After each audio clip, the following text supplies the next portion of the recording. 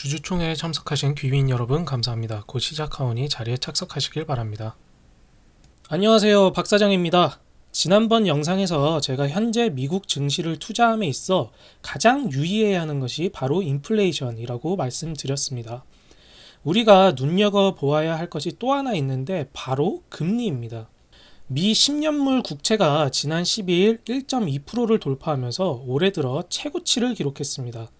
미국 금리가 계속 상승세를 보이는 것은 바이든 정부의 재정 확장 정책에 따른 통화 팽창과 유가 상승으로 인한 비용 상승 인플레이션 조짐마저 지금 보이고 있기 때문입니다. 왜 인플레이션과 금리를 함께 주시해야 하는 것인가? 바로 금리는 인플레이션과 정비례 상관관계를 가지고 있기 때문입니다.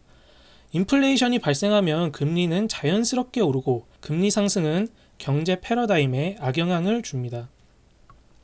지금은 금리 상승과 인플레이션이 힘싸움을 하는 모습을 보이고 있고, 이 줄타기가 어느 한쪽으로 치우치면 금리가 수직 상승하면서 경제에는 태풍이 휘몰아치게 됩니다.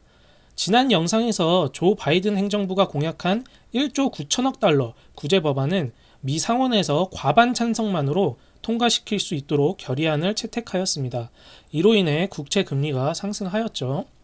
한국 국고채 3년물 또한 연초인 1월 4일 0.95%에서 최고치인 1%까지 올랐으나 지난 10일 0.99% 정도로 마감하였습니다.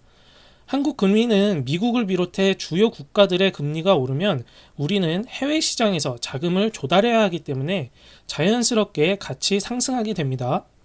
지난번 영상에서 말씀드린 것처럼 국내외 코로나19 신규 확진자가 줄어드는 추세와 함께 미국의 강한 경기 회복력은 리플레이션 심리를 강화시키며 장기 금리 상승 요인으로 작용하고 있는 것이죠. 미국의 기대 인플레이션은 3%를 상회하고 있고 5년물 금리 계산한 수치도 10년물처럼 2%를 돌파하였습니다. 기대 인플레이션이 오르는 것은 미 연준의 통화 완화 정책이 지속되고 있고 초저금리와 자산 매입 기조를 유지하고 있기 때문입니다. 버블 붕괴 또한 이렇게 금리와 인플레이션의 줄타기 상황에서 금리가 상승하면 금융시장은 크게 흔들리며 돈이 빠져나가 붕괴가 시작되는 것입니다. 바로 이게 버블 붕괴의 시작이자 우리가 반드시 캐치해야 할 강력한 시그널인 것이죠. 백신 접종률이 상승하고 각 국가에서 코비드19로 인한 폐쇄가 해제됨에 따라 소비자 및 비즈니스 수요가 부활하고 미국이 기록적인 재정 패키지를 승인할 가능성이 높아짐에 따라 추가 부양책은 또 한 번의 경제 성장과 기업 수익의 상승을 제공하게 될 것입니다. 해운, 식품, 반도체 가격은 이미 시장에서 벌써 가파른 상승세를 보여주고 있습니다. 조 바이든 대통령은 미국이 올 여름이 끝나기 전에 집단 면역에 도달하지 못할 수도 있다고 말했지만 미국에서는 4월까지 그리고 유럽에서는 6월까지 낮은 입원율을 달성할 수 있다고 믿고 있습니다. 변종 바이러스는 또 하나의 위험인데 원래 바이러스보다 35에서 50%더 전염성이 강한 것으로 밝혀진 가운데 영국발 변이 바이러스 또한 미국에서 빠르게 확산되고 있습니다. 그러나 새로운 변종 바이러스로 인해 감염률이 다시 증가세를 보일 수는 있지만 변종 바이러스는 훨씬 독성이 큰 것으로 보이지는 않으며 현재 개발된 백신으로 조금 덜 효과적일 수는 있으나 심각한 또 다른 팬데믹을 발생하게 할 만큼 백신이 무효력인 것도 아닙니다.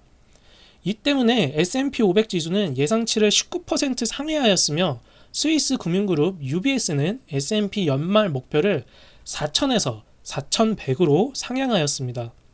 자, 서론이 너무 길었죠? 본론 요약 정리 들어가겠습니다.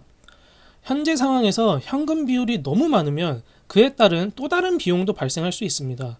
실질 저금리 환경에서 과도한 현금을 보유하면 정보가 구매력을 약화시킴으로써 실질 자산이 감소합니다.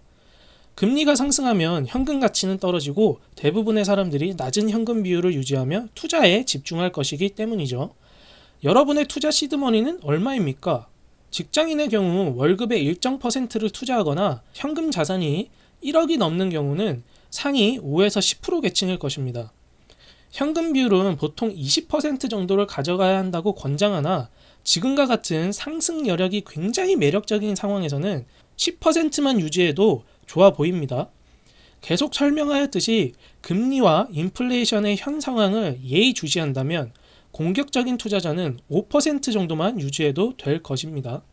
자, 시장 포지셔닝 측면에서 글로벌 경제 상승을 활용하기 위해 우리가 새로이 투자해야 할 곳은 신흥시장을 선호해야 하며 대형주보다는 소형주를 적극 매수해야 합니다.